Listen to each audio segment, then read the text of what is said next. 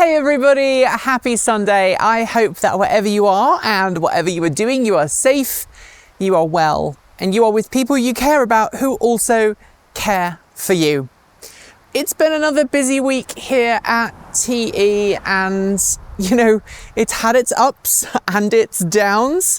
I'm going to come clean. I'm actually recording this on a Tuesday because we have yet another press car.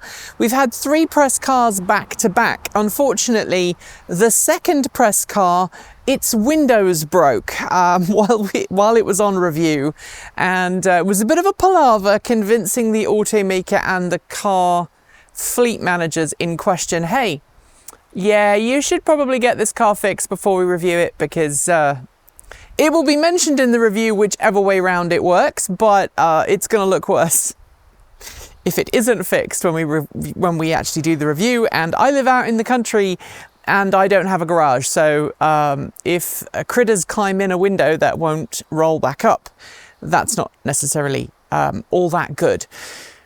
So today, because I feel like we all need it, after the week that we have had, I want to talk about consumables in EVs, specifically EV tyres. I know it's a bit of a hot topic among some of you, and I know that many of you have your own personal opinions on which tyres are better and which tyres are worse, but I'm eager to know what the lifespan of your EV tyres tend to be. Now, for me, I seem to buck the trend. My EV tyres seem to last longer than most people. And I don't know if it's because I tend to pick tyres that are designated as EV friendly, that have a pretty low rolling resistance, or whether it's just the way I drive.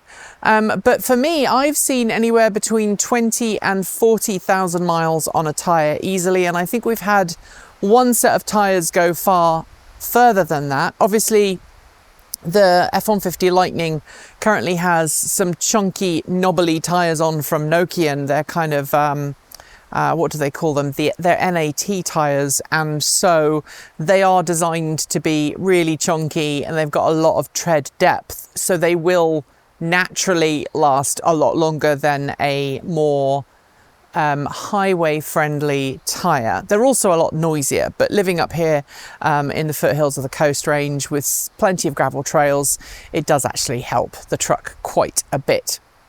But I've encountered people, particularly those with high performance cars that may or may not begin with T, they're getting through their tyres ridiculously quickly. And I've heard similar things for people with like a Porsche Taycan or maybe Lucid Airs, the high performance versions of those. And people are just getting through their tyres at an astonishingly quick rate. And the thing that I keep coming back to is, how on earth are you driving them? Are you doing burnouts at the traffic lights? Are you just like not checking your tyre pressures? Is there some other reason why you're getting through tyres so quickly? As I said, we've got Nokian tyres on both vehicles at the moment. We've got some Nokian remedies on the Bolt. And again, they just seem to keep lasting forever. The last time I went down to get the tyres swapped out, the tyre shop said there's less than a millimetre difference between the front and the back. Less than half a millimetre, in fact, between the front and the back. There's no point switching them out at this point because the wear is almost identical. We do have a very slow leak on the rear left tyre on the bolts, which needs to get looked at, and probably by the time you watch this video we will have taken it to the tyre shop to be looked at. But I don't understand how people get through EV tyres so quickly, and whether that is because they're picking OEM tyres rather than going out and buying more expensive ones. Maybe that's the thing. Maybe I go out and buy more expensive tyres and expect them to last longer. Maybe some of you go out and buy like the bargain basement tyres and just get through them in 20,000 miles, or what's that, 30,000 kilometres, and then slap a new pair on.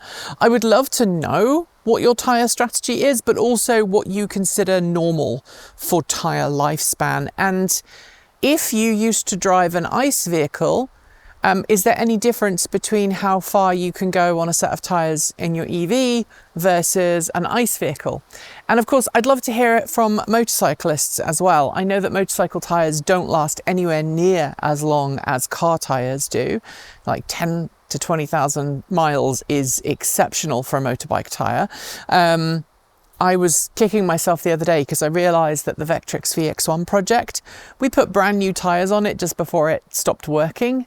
And so those tyres have probably got maybe 1,000 miles on them, maybe. And they've sat for 2 years. So I know I'm going to have to replace them pretty soon after the bike gets back on the road, which by the way is happening. I've been working on that controller board. I've been working on building some special tooling to make the parts I need to fix it. I took the old DC to DC converter off it last weekend and replaced a bunch of fuses and put that on. So fingers crossed, the bike is now actually progressing again. It's been in kind of this holding pattern. Part of that has been a holding pattern caused by my own mental prison, and some of it's just been caused by circumstance. But fingers crossed, we'll get the bike back on the road. I don't want to say by the end of the summer, but it would be nice, because I wanted to get it on the road by the end of last summer and I didn't. So take from that what you will. Anyway, thanks for supporting the channel if you are in fact here and are a supporter, and if you're not, please do consider supporting us from as little as $1.50 a month. You can see the lovely list of amazing people scrolling by on either side of me right now. Without these people, I would not be making videos on TE. I know I've said it a lot in the last couple of weeks, but it's always worth repeating. My beloved lost her job of I think 11 years, 2 and a bit weeks ago. So we're currently in the second official week of her not having a job. So they told her at the first week of June. The second week of June was her first week off work. We're now in the third week of June, and you're going to see this video just as we're about to go into the fourth week of June, which will be her third week without a job, if that makes sense. She did get some severance, but without predictable income coming in, it makes us worry a little bit about how we're going to pay the bills, because her income paid the mortgage and all the utility bills and all the stuff for this house. And without that, I need to increase my income from Patreon from 0 to something. This week we did sign up so that we can both have healthcare from Transport Evolved, and that alone I think is about $1,200 a month. American healthcare is ridiculous.